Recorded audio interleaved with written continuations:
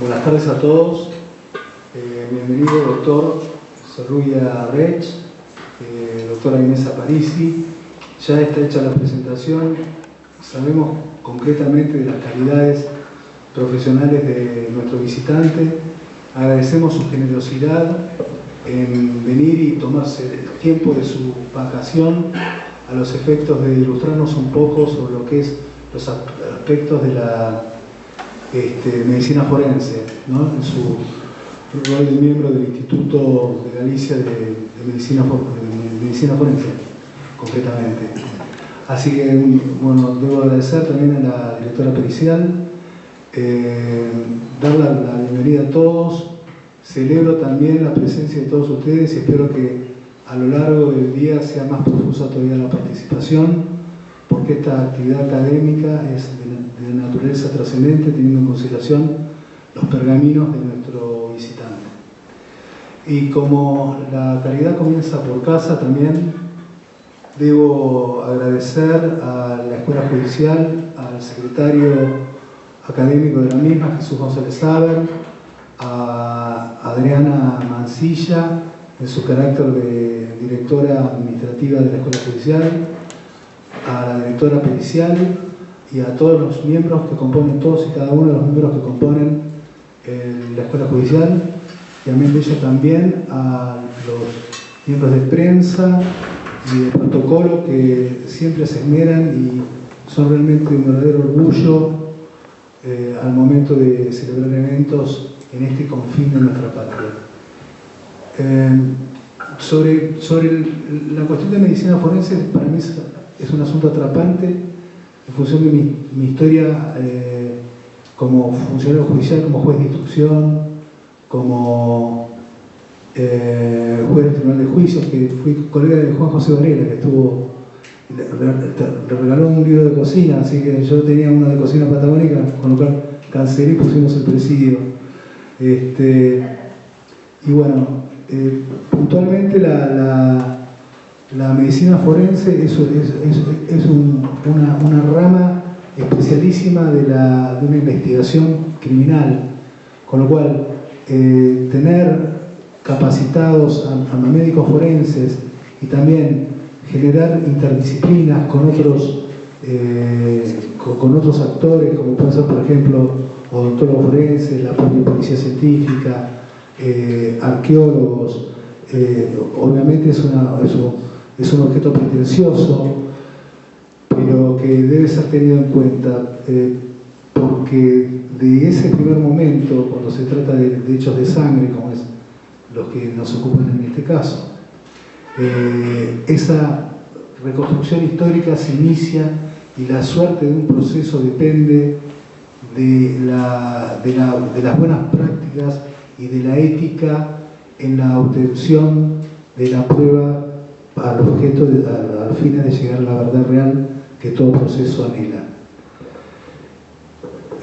También hay que considerar que no solamente ese hecho absolutamente infortunado del descubrimiento, sino que a posteriori hay que considerar también que hay una cadena de custodia que me interesaría mucho que el doctor se expida sobre el asunto, porque más de una vez hemos tenido problemas. Yo, como secretario, cuando era secretario del Juzgado Nacional Ordinario de Río Grande, que teníamos competencia como si fuéramos una justicia ordinaria como esta, la local ahora, como éramos como un barrio de Buenos Aires. Teníamos la competencia ordinaria, como digo, y tuvimos lo que se llama el homicidio de la valija. Fue una persona que introdujeron dos personas en una valija, fueron a un remis y lo tiraron al río, y a Río Grande, que es un río caudaloso, y bueno, sabemos que era eminentemente la muerte por la sangre obtenida de un remis en el cual habían trasladado diciendo que era un perro muerto, y no teníamos el cuerpo, y ahí teníamos un problema. Con la ayuda de la Prefectura Naval, por eso también celebro la presencia de miembros de las fuerzas de seguridad, que me olvidé, disculpen. Con la ayuda de la Prefectura Naval, que hoy hablábamos un poquito de la Prefectura Naval, se hizo una valija de similares características con la misma cantidad de peso de la persona buscada a través de carne vacuna. Creo que no era humana por una cuestión. Con un boyarín se arrojó al río, teníamos la duda, pensamos que por el estudio de mareas, la pleamar y la bajamar, el cuerpo había sido llevado al mar. Se tiró esa valija y tuvimos la suerte de encontrarlo mar adentro, río adentro. La valija fue con el boyarín flotando a 200 metros de donde estaba el cuerpo del cadáver buscado. Esto demuestra demuestra el problema que uno tenía respecto de cómo la conservación de ese cuerpo, que es una de las cuestiones también buenas de tener la oportunidad de estar con el doctor en estas jornadas.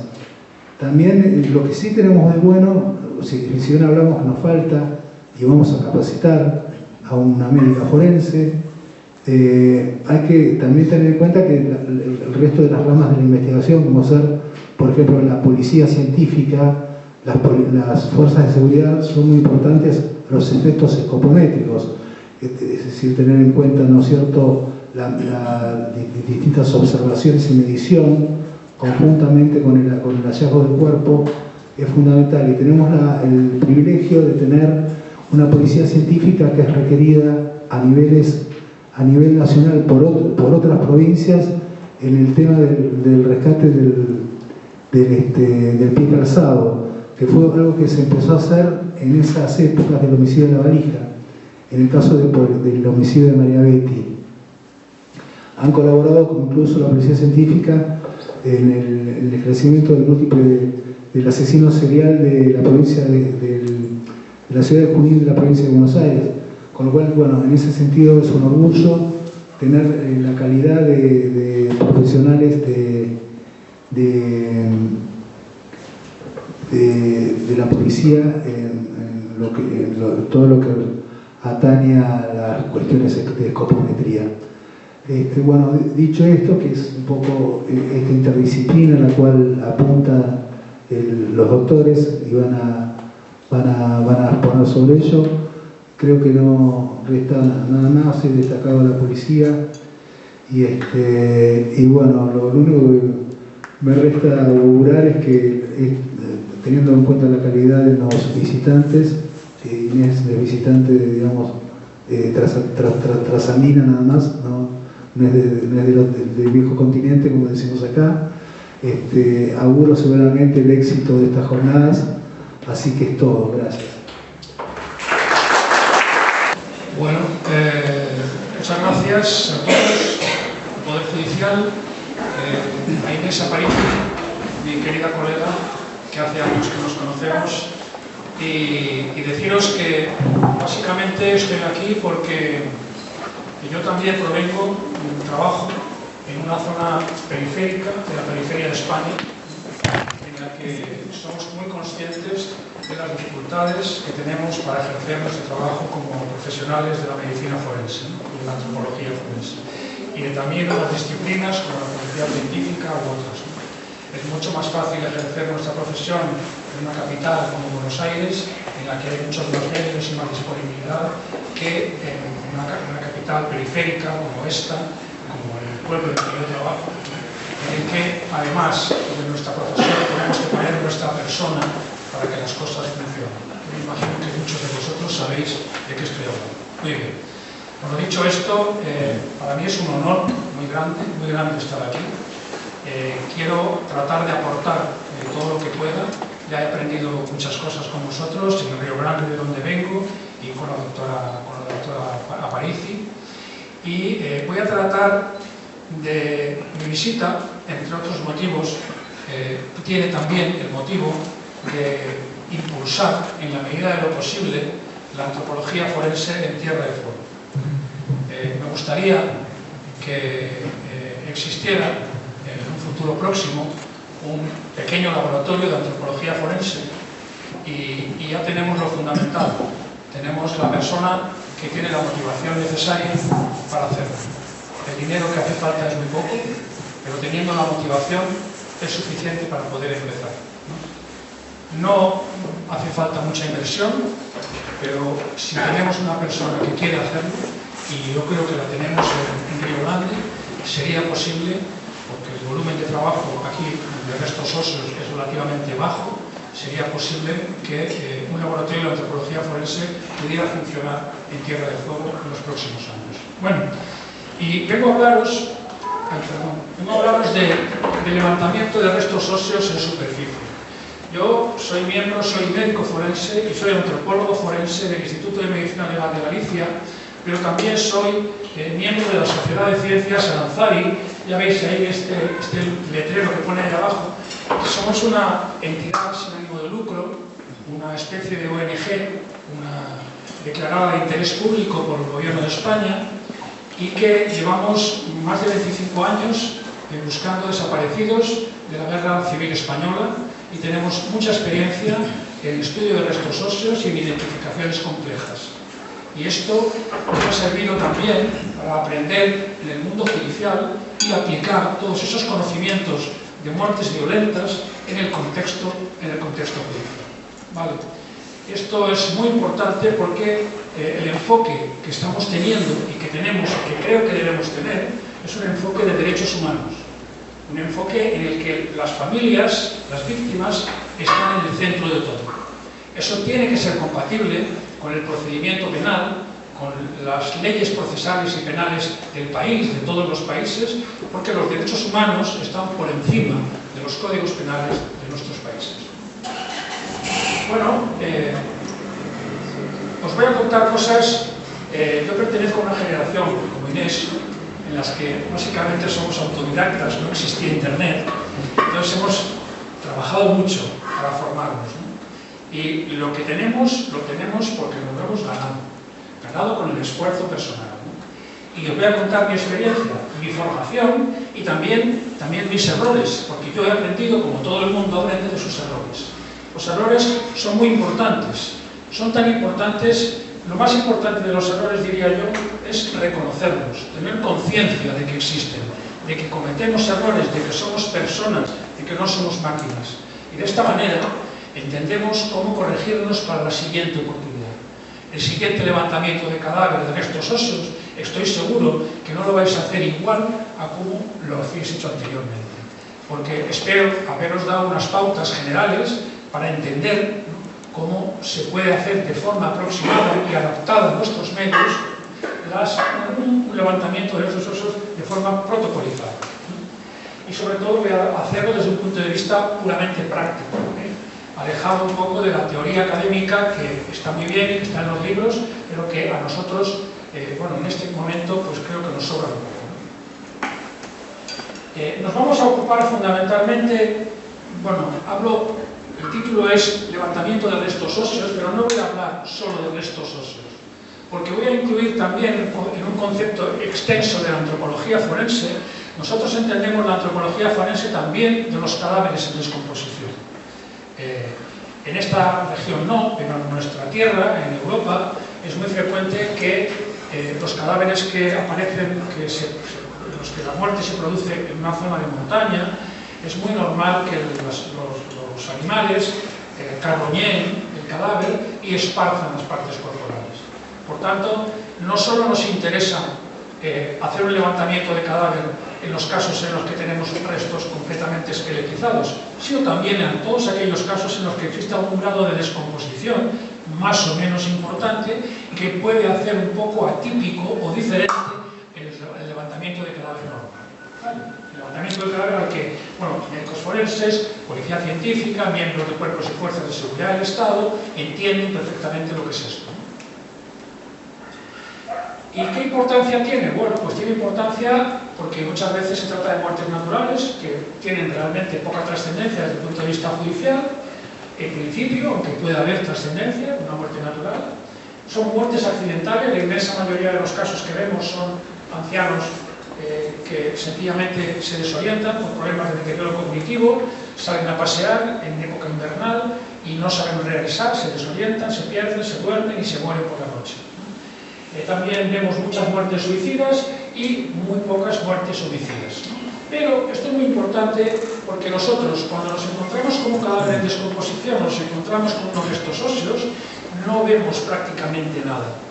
No vemos nada en comparación como lo que vemos habitualmente en un cadáver fresco, un cadáver de 24 o 48 horas. Y como no lo vemos, vemos unos restos en el monte y no sabemos si tiene un disparo de arma de fuego, no sabemos si tiene un resto de un arma blanca o una lesión por arma blanca, porque el cadáver, las características del cadáver impiden que macroscópicamente, que morfológicamente nosotros podamos acceder a esa forma sencilla, ¿no? Y por tanto nos tenemos que enfrentar a todos los tipos de muertes, incluidas las muertes naturales, como si realmente fueran muertes homicidas. Eso es lo importante de todo esto. ¿Y para qué? ¿Para qué hacemos esto? Pues esto lo hacemos fundamentalmente con dos motivos. El primero, un motivo procesal, un motivo que a todos nos interesa, porque tenemos una función muy trascendente. Somos peritos públicos, policía científica, médicos forenses, antropólogos forenses, miembros y cuerpos de las fuerzas de seguridad del Estado. Todos tenemos la obligación de registrar la escena de la mejor manera posible para que pueda ser reproducible durante la investigación judicial y también en el enjuiciamiento. Tenemos que hacer las cosas de forma protocolizada y bien registrada, porque eso tiene que ser reproducible. Es una exigencia procesal, es una garantía del ciudadano de que lo que nosotros vemos va a poder ser visto de la misma manera por otras personas. ¿De acuerdo? Y si no lo hacemos bien, estamos hurtando a la justicia y al ciudadano información que no es profesionalmente correcta. Es decir, nosotros tenemos esa obligación porque somos peritos públicos, porque somos los primeros que accedemos a una escena y cuando accedemos a la escena la estamos desvirtuando, la estamos deshaciendo. Desde el momento en que nosotros, esto la gente de policía científica lo conoce perfectamente, pero efectivamente tenemos que ser muy conscientes que cuando entramos a una escena empezamos a deshacerla y a alterarla de manera que eso no va a poder ser exactamente al 100% nunca reproducible. Por tanto, hay que tener claro una serie de principios y, en concreto, con los cadáveres en descomposición y los restos óseos, mucho más. Por tanto, uno de los objetivos, la reproducibilidad. Para todos los operadores jurídicos, trabajamos también para el fiscal, trabajamos también para la defensa, trabajamos también para el juez, trabajamos para el que enjuicia, para el que investiga, para el ciudadano, para la víctima, para el investigado, para todos, porque somos peritos públicos. Y el segundo y aspecto muy importante es que si no tenemos, si no recogemos adecuadamente la información en la escena, estamos hurtando un aspecto fundamental al antropólogo forense, que es el contexto. Esto ya lo sabemos, que es también importante para la medicina forense, para los cadáveres frescos, para los cadáveres de 24 horas, pero en antropología forense es mucho más importante porque apenas nos queda el 5% del cadáver.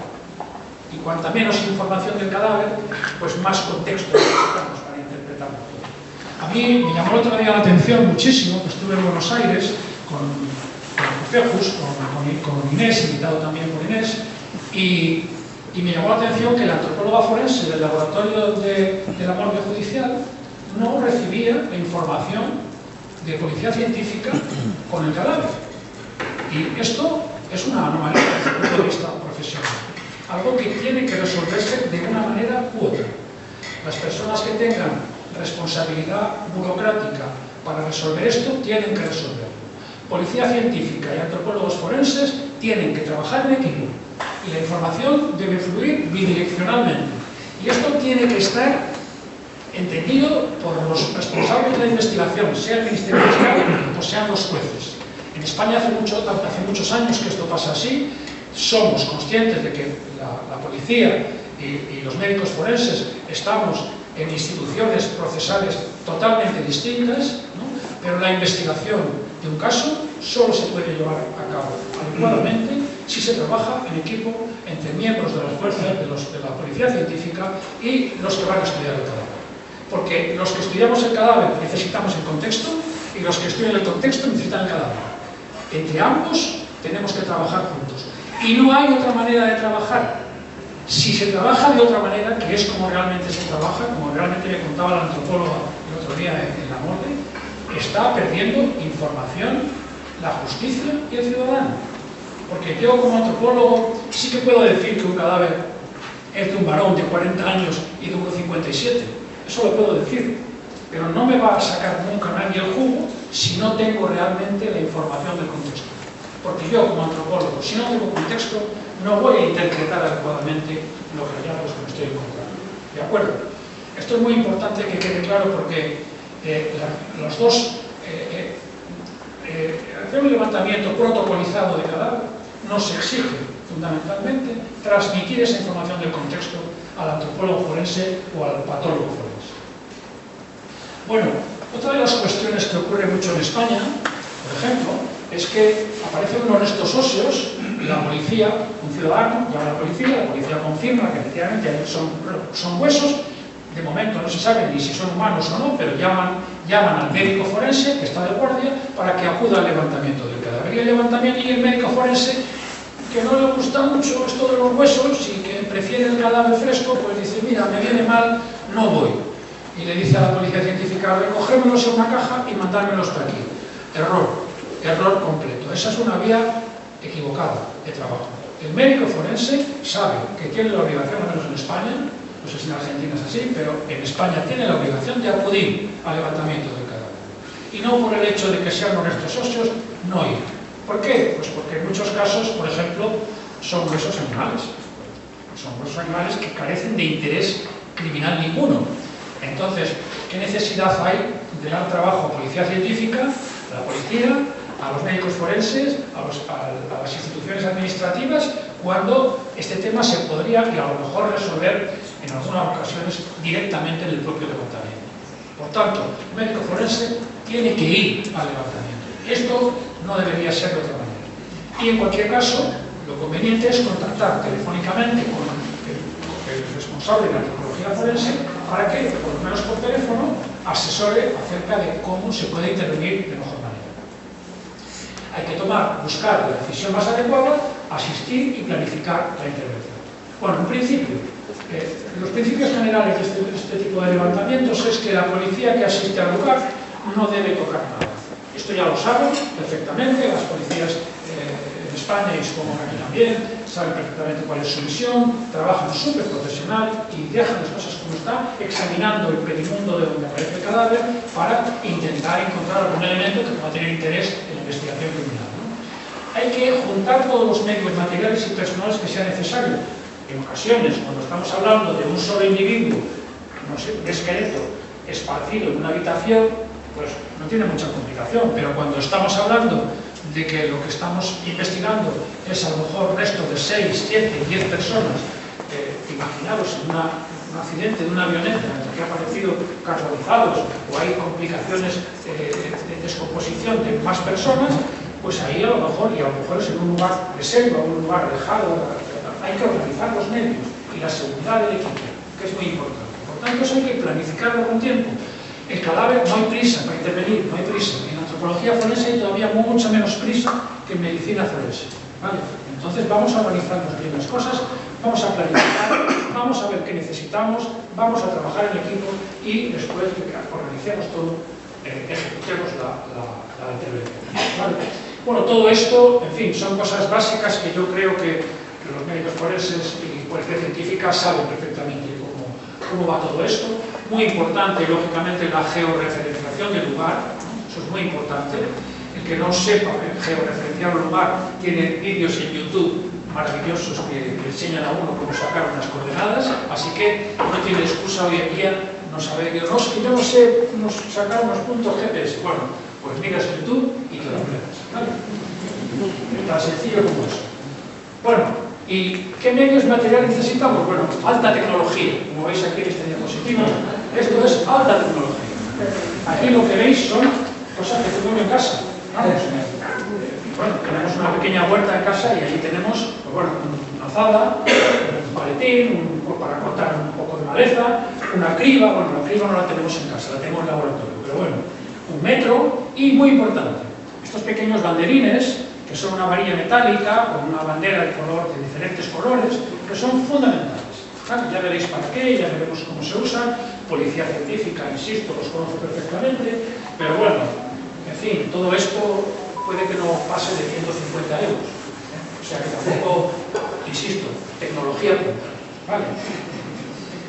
Si hay más dinero y más interés y más inversión, pues todavía podemos recurrir a disponer de un dron, que igual en esta zona con el viento que hace es imposible manejarlo, ¿no? Pero bueno, muy importante también disponer de un detector de metales. Yo no sé si Policía Científica aquí en la Tierra de Fuego tiene detector de metales, pero el detector es muy importante, yo diría que es fundamental.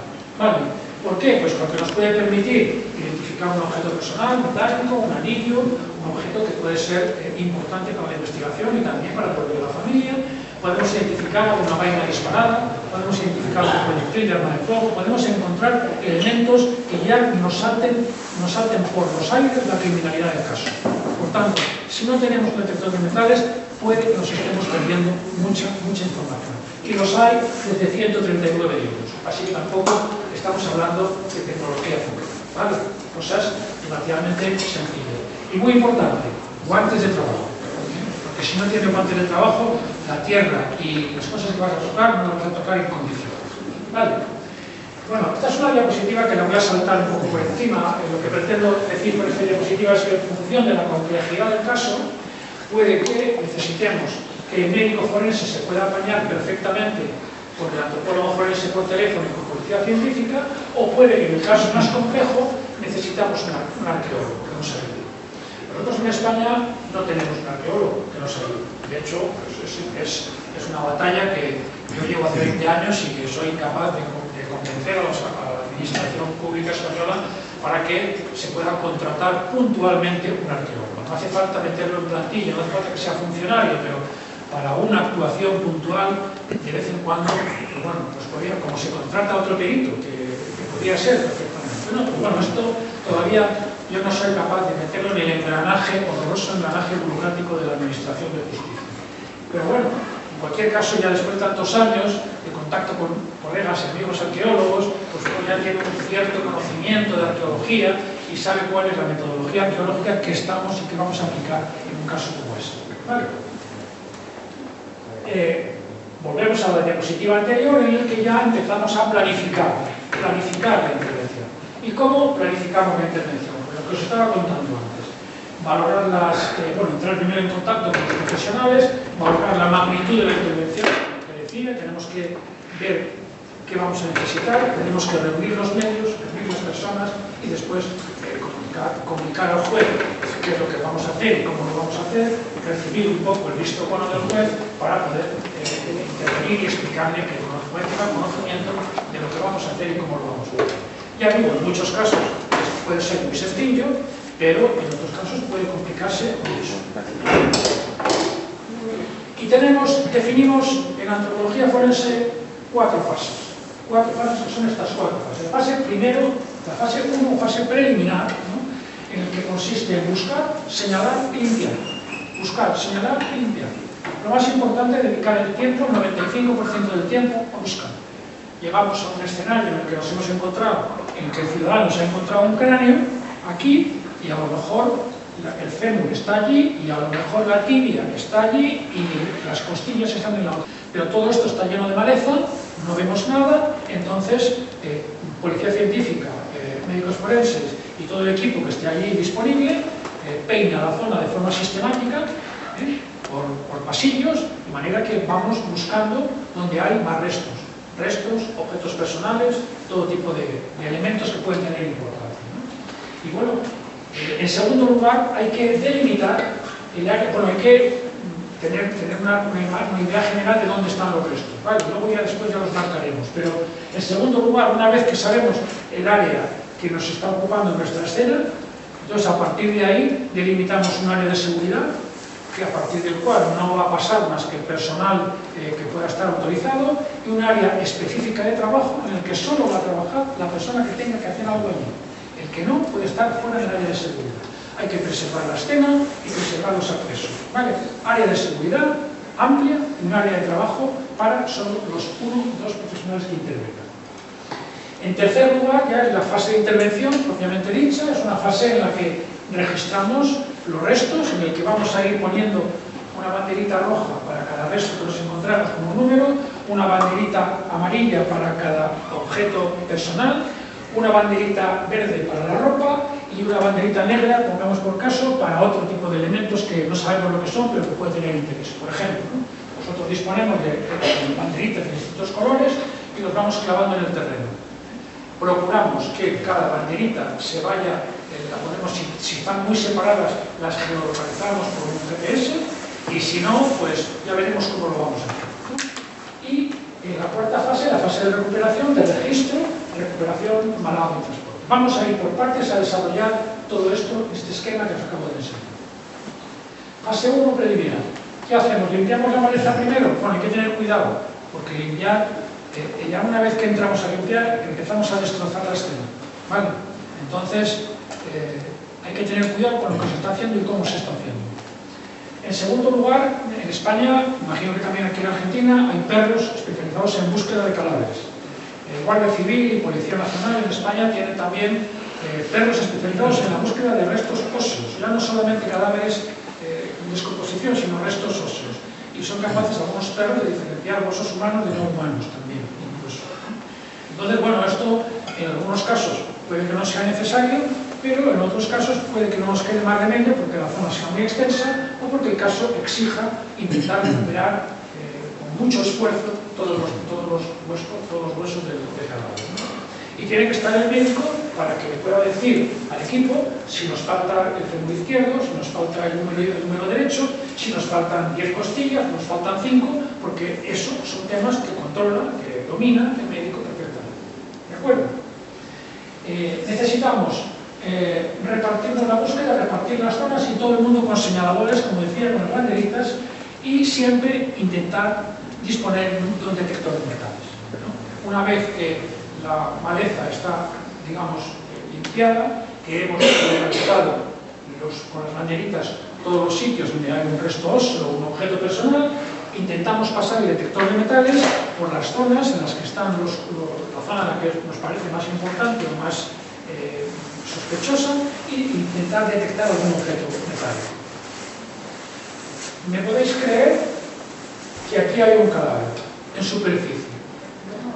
¿Hay un cadáver en superficie? No se ve, ¿verdad que no se ve? Pues hay un cadáver en superficie.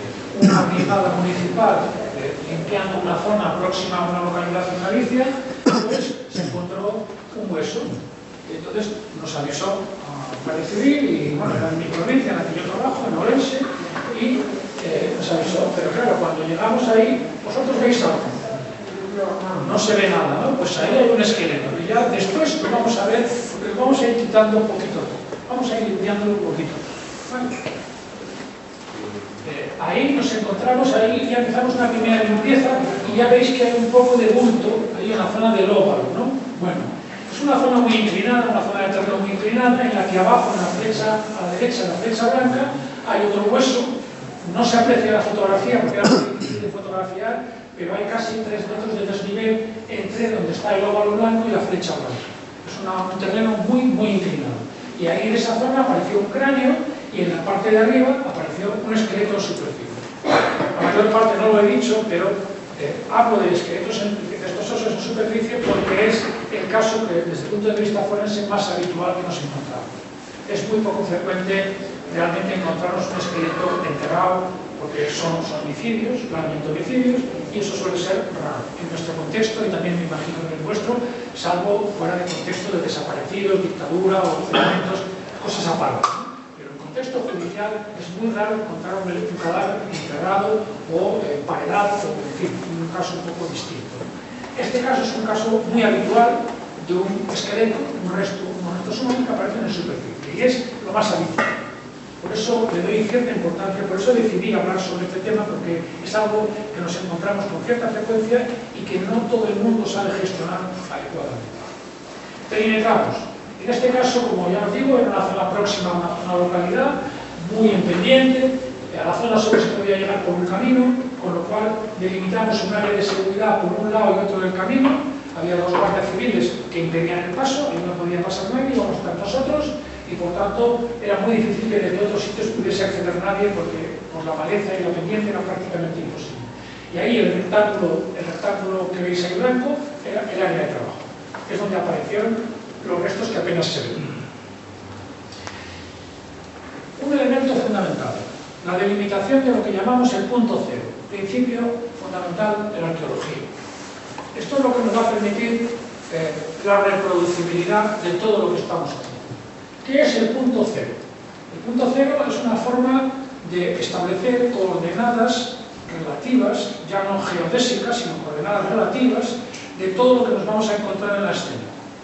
Y para eso, ¿qué hacemos? Buscamos en el lugar un punto que desde la imagen aérea de Google Earth o de Google Maps o de cualquier visor geográfico nacional que tengáis, seáis capaces de georreferenciar sin ninguna duda.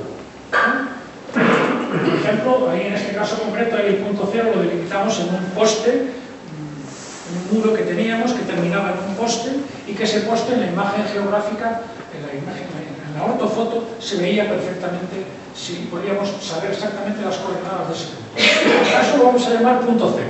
Imaginaos que el punto cero es esto. Muy bien, pues de aquí hacia allá va a ser nuestra coordenada X, y de aquí hacia allá va a ser nuestra coordenada Y. Y la coordenada Z va a ser la profundidad. Como estamos hablando de estos osos de superficie, la coordenada Z va a ser una coordenada muy baja, o 0, o menos 5, o menos 10, pocos centímetros por debajo del nivel superficial, que es como habitualmente aparecen los efectos en superficie. Por tanto, esto nos va a permitir, en el área de trabajo, tener coordenadas X, Y y Z de cada objeto que vayamos encontrando en el área de trabajo. ¿De acuerdo? Principio fundamental de arqueología. Tratar de ubicar en el espacio, en la escena que estamos trabajando, los objetos que encontramos.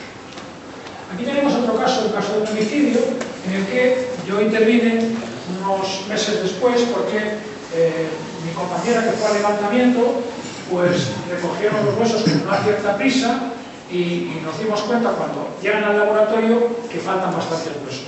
Y entonces pues decidimos hacer una nueva reintervención con policía científica y teníamos ahí delimitado el punto cero. Veis que limpiamos la hierba con una desbrozadora, fuimos limpiando la zona para delimitar la zona en la que apareció el esqueleto y luego fuimos ampliando según nos hizo falta, según nos fue haciendo falta. Aquí nosotros pudimos delimitar perfectamente el punto cero porque lo teníamos, a ver si lo puedo alumbrar aquí. Aquí, este muro de aquí aparece en la imagen aérea y aquí estaba el punto cero porque veíamos perfectamente en la imagen donde estaba el poste, lo que os comentaba. Y ahí en este visor del Instituto Geográfico Nacional Español podemos ver perfectamente el punto cero que delimitamos en la escena. Y a partir del punto cero delimitamos un área de trabajo, una coordenada X, una coordenada Y y una coordenada Y. Algo relativamente sencillo. Ahí es donde apareció el esqueleto. Yo lo tuve que posicionar, tal y como me lo comentaba, porque yo no fui a ese levantamiento, pero fue una compañera mía que no hizo esta metodología. Y entonces, a partir de ahí, tomamos unas medidas de cuál fue más o menos el área en el que trabajó el primer equipo en este caso. Después, se tomaron las coordenadas, ya digo, YouTube, sin problema, y procedimos a la intervención. En el caso, el primero que os estaba contando, de una superficie muy inclinada, aquí fuimos quitando la hojarasca, poquito a poco, poquito a poco, poquito a poco, pasando de vez en cuando el detector de metales, a ver si encontrábamos algo, y marcando con estos puntos, esos banderines rojos, concretamente en esta zona marcamos con 4 banderines rojos, la zona en la que veíamos huesos y ropa bastante claramente en esa zona que sobresale un poco de la tierra. ¿Vale? Este es un poco el perfil, el croquis, para que os hagáis una idea de cómo apareció. Entonces, es una zona de camino, que 1,5 metros por debajo tiene una caída bastante vertical, importante, con una serie de árboles, arbustos importantes, y el cuerpo fue más o menos como a parar, a quedarse atrancado por unos troncos que había en esa zona. Cuando fueron a desbrozar la zona, los operarios del ayuntamiento se encontraron con que había unos huesos ahí, cerquita de los troncos. El cráneo apareció 5,20 metros por debajo del tronco, en una zona muy inclinada, como veis ahí. el esternón y algún otro hueso de la tibia aparecieron también mucho más abajo de donde estaba el resto, el tronco principal del cuerpo. Aquí ya vamos descubriendo poco a poco, vimos una imagen de la escena desde arriba. Nosotros ponemos un cordón elástico blanco para delimitar el área de trabajo. Es muy baratito, un cordón de estos con 2 euros tenemos 20 metros o 30 metros y nos dura para toda la vida, no lo vamos a gastar en toda la vida. Y con esto pues vamos anotando en nuestra libreta todas las coordenadas de cada objeto que va apareciendo según va apareciendo. Esta es la libreta de campo en la que yo tengo mis anotaciones y voy anotando las cosas que van encontrando. Y aquí sí que se ve los huesos, ¿verdad que sí? Porque hemos ido poquito a poco, hemos ido descubriendo el esqueleto, hemos ido viendo cómo quedó el cuerpo cuando cayó. Si nosotros llegamos allí al levantamiento y cogemos la hojarasca y el cuerpo, lo metemos todo en un saco, en una caja y nos lo llevamos, también hacemos un levantamiento, pero lo haríamos muy mal, porque no entenderíamos realmente qué es lo que pudo pasar. Y hay que entender para interpretar. No podemos trabajar nunca sin contexto, ¿vale? Y aquí veis el esqueleto, no sé si lo podéis apreciar, igual no se aprecia muy bien, pero aquí hay un árbol cortado y aquí hay otro árbol cortado, ¿vale? Aquí vemos la imagen está deformada, pero es bueno, por el PowerPoint, por el proyector, pero realmente se ve perfectamente el árbol en las flechas, ¿no? Y permite, ya fijaros con esta imagen, el valor que tiene la imagen cenital, que nos permite interpretar qué es lo que pudo pasar. Esto que os acabo de contar, porque ya os voy a contar más contexto, para que también interpretéis como yo. Yo el contexto lo sé, pero vosotros no. Es una persona mayor, de 81 años, con un principio de demencia, que la última vez que lo vieron con vida, iba paseando en ropa interior, en invierno, por la calle, a última hora de la noche. No se supo nada más hasta que 5 años después aparece su cuerpo. El señor, con 81 años, tenía un montón de patologías físicas ya, que tenía mucha debilidad, y fue caminando por una zona de monte que tiene cierto peligro, porque ya habéis visto que es un camino que tiene 1,5 metros de caída vertical, más luego un montón de caída en importante inclinación. Por tanto, el cuerpo fue seguramente rodando hasta que encontró esos 2 árboles con los que se quedó topado. Y esto nos permite interpretar que efectivamente fueron los árboles los que pararon el cuerpo, ¿no? Casi con toda seguridad fue el cuerpo rodando, porque ya no se ve en la imagen, pero ya si lo hubierais visto en el lugar, veríais, por eso pinté el croquis, para que el juez vea que la inclinación era importante. Ahí calculamos bien la pendiente para que eso el juez después pudiera darse cuenta de que era una pendiente muy importante. Pasamos el detector de metales hacemos este croquis. Este croquis le explica al juez y a cualquier operador jurídico cómo hemos encontrado lo que hemos encontrado. Hemos encontrado un esqueleto que tiene, por un lado, un brazo estirado hacia abajo, la ropa también como medio sacada por las piernas y sujeto todas las piernas y el tronco por esos dos, el tórax y la pelvis, por esos 2 troncos que están cortados, ¿no? Entonces ahí hemos ido tomando coordenadas X y coordenadas Y, y también coordenadas Z, porque eran 0 o -5, eran coordenadas muy superficiales, y a partir de aquí ya podemos hacer una interpretación preliminar de lo que pudo ocurrir. No parece interpretar conmigo, si parece de otra manera, pero no parece un contexto criminal, parece más bien un contexto accidental, ¿no? Esto es la interpretación que hacemos, pero claro, todavía no hemos visto el cuerpo, tenemos que ver el cuerpo, porque el cuerpo puede tener una herida por arma blanca, una herida por arma de fuego, ¿de acuerdo? Pero la interpretación que hacemos de forma preliminar es muy importante, ya lo sabéis los que trabajamos todos en esto, ¿no? En el otro caso, sin embargo, tuvimos que excavar 10 centímetros. ¿Por qué? Pues que primero era un terreno muy arenoso, fácil de excavar. En segundo lugar, en el examen superficial no encontramos nada, tuvimos que empezar a excavar y solo excavamos 10 centímetros, pero en estos 10 centímetros nos encontramos muchos objetos. Tuvimos que ampliar, ahí tenéis la tabla que fue en el informe, en el que veis las coordenadas X y Z de cada uno de los objetos que fuimos encontrando. Encontramos un anillo, encontramos helioides, muy importante, que el ioides era un hueso. Esto es un caso que sospechábamos de homicidio y el ioides necesitábamos verlo, cómo estaba, si estaba entero o no estaba entero. Porque si el ioides lo encontramos fracturado, tendríamos una sospecha muy grave de asfixia, ¿no?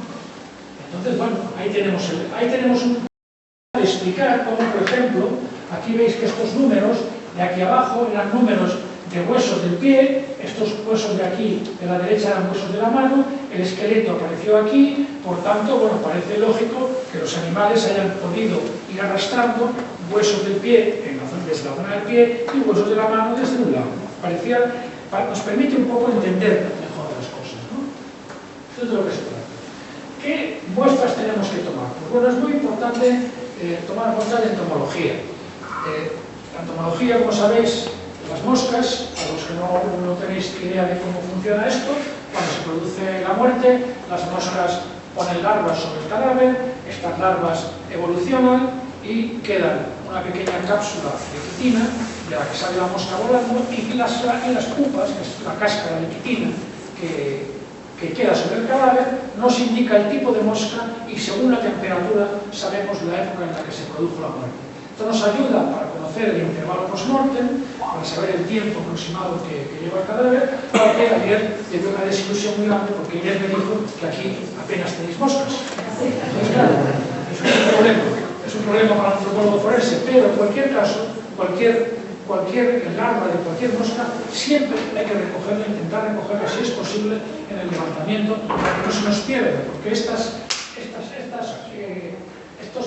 puparios, que llaman puparios, es muy fácil que desaparezcan, quedan muy pegados a la ropa o a los huesos y cuando los recogemos puede que no nos demos cuenta y los perdamos.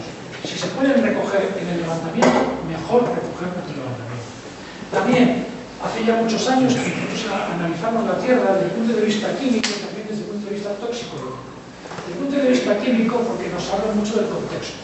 Aquí tenéis una Tierra muy arcillosa, muy poco permeable, por tanto, los huesos permanecen muy en contacto con la humedad durante mucho tiempo, pero no en todos los sitios es así. Si nos encontramos un terreno muy arenoso, que la tierra es muy permeable, puede que el hueso tenga otras características. Los huesos que permanecen en contextos geológicos con altos niveles de calcio son huesos que se conservan bastante bien. Los huesos que aparecen en contextos muy ácidos se conservan bastante mal.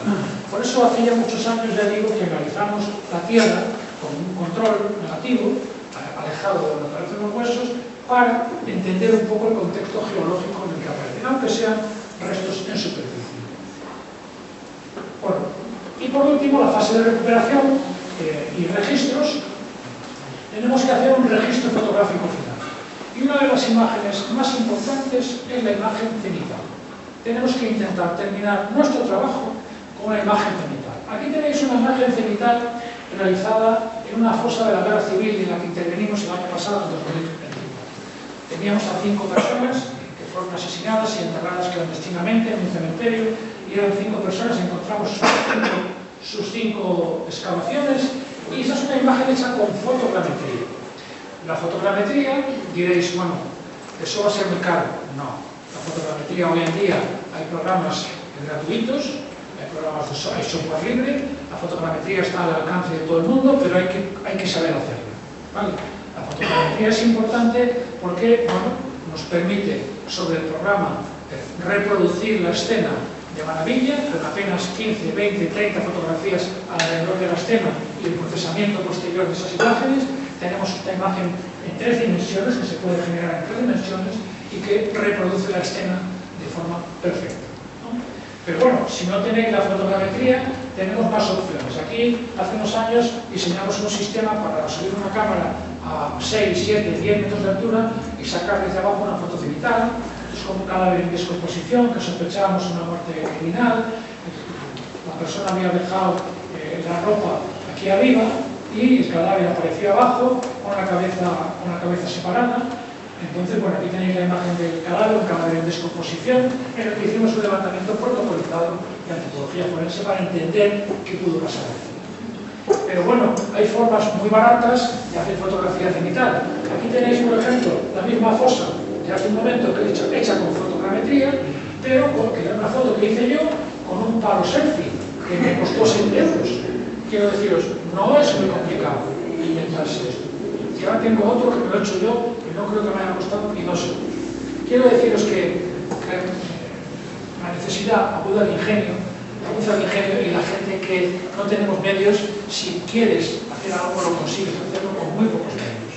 Y esto nos permite sacar fotografía cenital pues, relativamente aceptable para un informe, para entender cómo desde arriba, cómo está la escena vista desde arriba.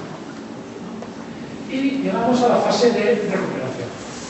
Pues muy importante también, los genetistas puede que no les guste esto, porque realmente muchas veces en antropología forense no podemos trabajar permanentemente con guantes y con mascarilla. Con guantes sí, pero con mascarilla es muy difícil estar trabajando una escena durante a lo mejor 8, 10 horas, 2 días, 3 días, permanentemente con mascarilla. Entonces, bueno, que hay que emplearlo, hay que saberlo, hay que tener conciencia de que nosotros podemos contaminar las muestras, y esto es muy importante saberlo, hay que intentar, bueno, de alguna manera manipularlo de la mínima manera posible. Yo recojo habitualmente por grupos anatómicos, ¿no? ¿Por qué? Pues porque no es necesario recoger costilla por costilla.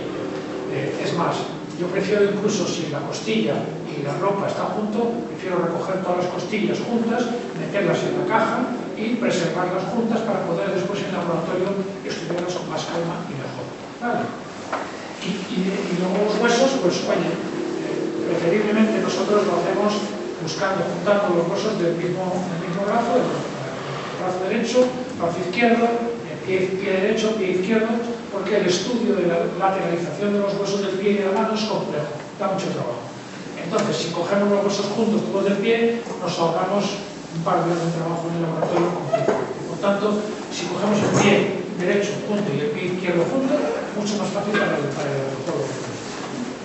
Bueno, y muy importante también relacionar el material recuperado en la libretita que tomamos nota para la cadena de custodia que nos comentaba antes el ministro, que es muy importante recordar todos que tenemos que cumplimentarla al terminar el trabajo.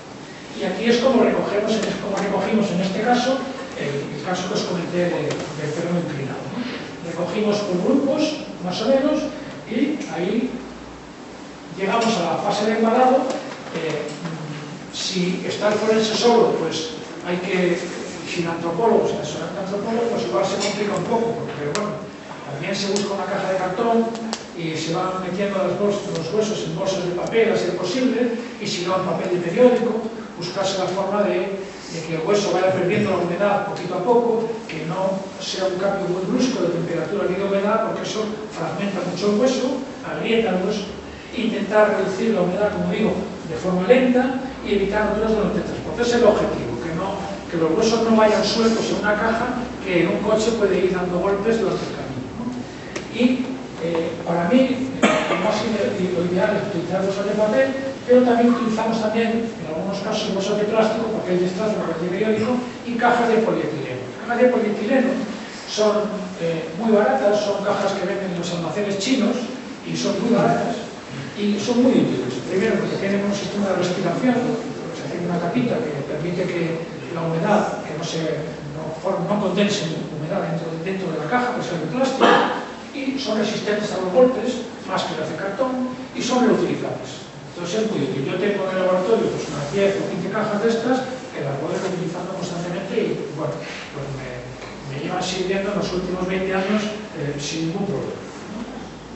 El transporte, en Galicia, los restos cadavéricos de más de 5 años se pueden transportar en un coche normal, los de menos de 5 años pues hay que transportarlos en un coche fúnebre. Aunque también os digo que yo transporto casi todos los huesos en mi coche, a pesar de que luego mi mujer me echa de vez en cuando la bronca porque no me gusta meter en el coche los huesos. Yo procuro hacerlo con cuidado. Soy respetuoso sobre estas cosas y además lo envuelvo en varios bolsos de plástico para que no manche nada y que vaya todo. Pero hay veces que no queda mal de medio y que a veces no le quemo nada, también le digo. Porque ojos que no ven, ya sabes. Y bueno, y atender un poco a las recomendaciones según los países, porque hay países en los que hay muchas exigencias normativas que hay que atender y cada uno tiene que respetar su propia ley. Y nada más. Este es Monterrey, el castillo de Monterrey, la localidad, bueno, la comarca en la que yo vivo, en Berín, en Ourense, como decía al principio, la periferia de la periferia, Galicia es la periferia de España, y yo vivo en la periferia de Galicia.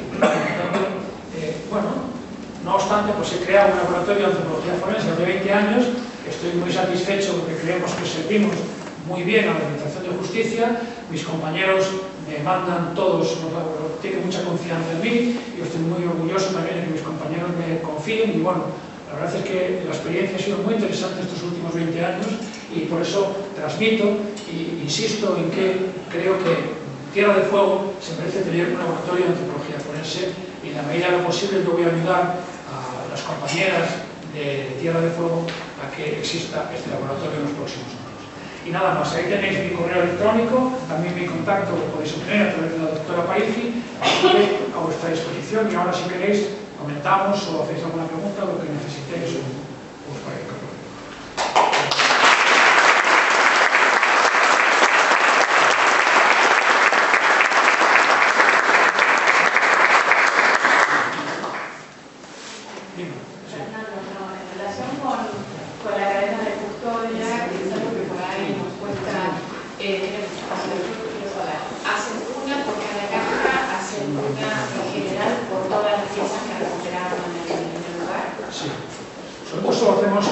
Nosotros solo hacemos una cadena de custodia para todo el material que entra en el laboratorio. De hecho, nosotros en mi laboratorio tenemos un protocolo normalizado de trabajo, de manera que todo material que entra al laboratorio es registrado, fotografiado y documentado. ¿Vale? Yo registro todas y cada uno de los objetos que entran en el laboratorio. Y eso va reflejado en el informe. ¿Vale? No hay una cadena, no hacemos una... Cuando yo voy al levantamiento, yo no hago una cadena de custodia específica. Hago un inventario al entrar al laboratorio. ¿Vale? No hacemos un inventario al salir del levantamiento, como cuando bueno, si vienen bajo mi custodia, claro, estoy hablando de que los traigo yo, por supuesto. Pero si no, normalmente el forense que me envía las muestras me envía un informe con lo que me envía. Muchas veces no es una cadena de custodia como tal, pero bueno, está todo muy bien documentado porque Policía Científica trabaja muy bien, ¿no? Y ahí tenemos todo registrado y está todo fotografiado y muy bien registrado virtualmente. Pero la realidad es que nosotros no hacemos en el levantamiento un registro de todo lo que recogemos. Primero porque hay cosas que no se ven bien también. Tú recoges, por ejemplo, hay veces que recoges el cráneo que está mezclado con tierra y te llevas incluso la tierra, recoges todo entero, ¿sabes? Entonces, solo metes una bolsa de plástico para que no te escape, para luego radiografiarlo antes de procesarlo. O sea, bueno, no hacemos una cadena de custodia, yo sí que hay que hacerla, pero como inventaríamos todo al entrar, pues no suele haber nunca hemos tenido ningún problema. Y después, cuando se hace el estudio de ADN, por ejemplo, para identificar esos restos óseos, esas muestras sí se repiten en el laboratorio de genética con cadena custodia individualizada. Esas cadenas, el laboratorio se queda con una copia de esa cadena de custodia, o sea, se hacen copias en cada uno de los pasos y hay uno original que vuelve al tribunal. Vamos a ver, yo no sé si esto está funcionando. Hay que acercarlos. ¿Más cercano? Yo creo que sí, así, cerca. Mira, yo os voy a ser sincero, esto igual no es políticamente correcto lo que voy a decir, pero es la verdad. O sea, con la verdad se va a todas partes. Yo sí que quiero esas cosas. En España yo creo que no está bien resuelta la cadena de custodia. No está bien resuelta. Eso no quiere decir que necesariamente haya problemas, y de hecho no hay casi nunca o prácticamente nunca reclamaciones por problemas de cadena de custodia. ¿Por qué? ¿Por qué digo esto? Porque cuando yo mando una muestra a un laboratorio sí que va a una cadena de custodia. Pero esa cadena de custodia, para empezar, no está muy bien cumplimentada por el servicio de transporte. Tú me comentabas el otro día, por ejemplo, los problemas que tenéis porque vivís en una isla, ¿no? Y eso exige trámites aduaneros, trámites con la migración civil, una serie de trámites que debería pasar, incluir, se firma cada uno, el aduanero, el piloto, en fin, Eso es impracticable, sinceramente es impracticable. Por tanto, lo que se hace en España es, bueno, el transportista que recoge la nevera dice que recoge una nevera, pero no dice lo que recoge en esa nevera, porque el transportista no sabe lo que hay en esa nevera. Vale, primer problema. Segundo problema, que cuando llega al laboratorio, el laboratorio de Madrid, que nosotros tenemos en Madrid, nuestro laboratorio de referencia, no tiene capacidad para acreditar todas y cada una de las muestras que llegan en la nevera. No tiene capacidad. Entonces, ¿ellos qué hacen? Como tienen que registrarlo para su laboratorio, lo que hacen es registrarlo en su sistema LIMS y a partir de ahí tienen un inventario de lo que les ha llegado. ¿Vale? Y si hay alguna alegación judicial para la cadena de custodia, el laboratorio nos manda un certificado de lo que ha llegado. Pero ya no es una cadena de custodia como debe ser, que el documento original vuelve a donde salió, firmado por todo el mundo que ha pasado. No, eso no funciona así. Usted para ese resguardo lo que hace es, antes de remitirlo, sacarle un registro fotográfico y cuando llega ya hace un procedimiento laboratorio. ¿Se entiende? Pero es un documento fotográfico. A mí me tiene que llegar el original que yo envío. Eso es una verdadera cadena de custodia. Claro, sí, pero para ustedes, en el caso que usted dice que no se hace eso, bueno, para nosotros tampoco, entonces, para consultarle bien, yo, para recuerdo de la cadena de custodia, primero se hace el registro fotográfico y después en el laboratorio se verá lo que le llegó, así sería. Sí, es lo que hacen ahí, pero yo no lo veo correcto. Yo eso no lo veo correcto. ¿Qué pasa? Que el registro del laboratorio de referencia nuestro de Madrid nos dice, bueno, sí, ¿de acuerdo? Pues si necesitáis una cadena de custodia, nosotros os enviamos un documento que acredita lo que ha llegado aquí. Pero eso no es una cadena de custodia como tal. Por tanto, la cadena de custodia está muy bien, es muy bonito, procesalmente queda muy bonito, pero luego la realidad es otra muy distinta. Muy distinta porque hay un montón de imponderables que ya no dependen del perito, que dependen del sistema con el que trabajamos, que hacen prácticamente inviable que la cadena de custodia. Esa es mi opinión, ¿eh? O sea, ya digo que no es políticamente correcta, pero que creo que es un poco la realidad de la que trabajamos, ¿no? Eso, y me lo estás confirmando, y es así, todos tenemos los mismos problemas en todos los sitios. De hecho, tampoco tenemos una cadena de custodia que sea general para Argentina. O sea, cada país tiene su propia cadena de custodia.